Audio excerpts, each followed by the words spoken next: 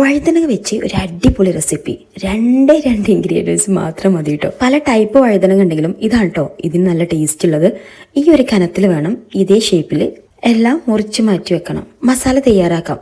1 teaspoon മഞ്ഞൾപ്പൊടി, 2.5 teaspoon Kashmiri മുളക് പൊടി, 1 ടീസ്പൂൺ ചിക്കൻ മസാല, ഇല്ലെങ്കിൽ സ്കിപ്പ് ചെയ്യാവുന്നതാണ്, ഒരു 1.5 ടീസ്പൂൺ ഉപ്പ്, ആവശ്യമെങ്കിൽ ടേസ്റ്റ് ചെയ്തിട്ട് വീണ്ടും ചേർത്ത് കൊടുക്കാം. പുളിക്ക് വേണ്ടിയിട്ട് ഒരു 2 ടീസ്പൂൺ വിനാഗിരിയും കൂടി ചേർക്കുന്നുണ്ട്.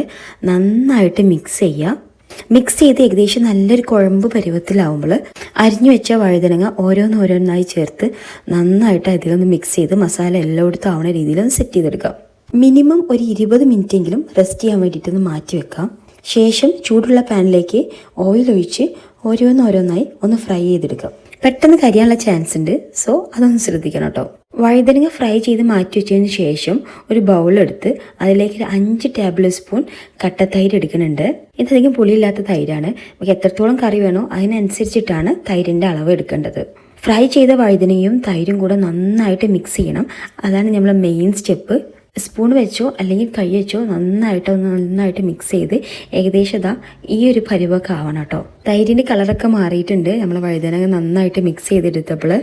ഈ അവസരത്തിൽ ഉപ്പ് കുറവുണ്ടെങ്കിൽ കുറച്ചും കൂടെ ഉപ്പ് ആഡ് ചെയ്യാവുന്നതാണ്. വീണ്ടും നന്നായി മിക്സ് ചെയ്ത് ഈ ഒരു പരുവത്തിലെത്തണം.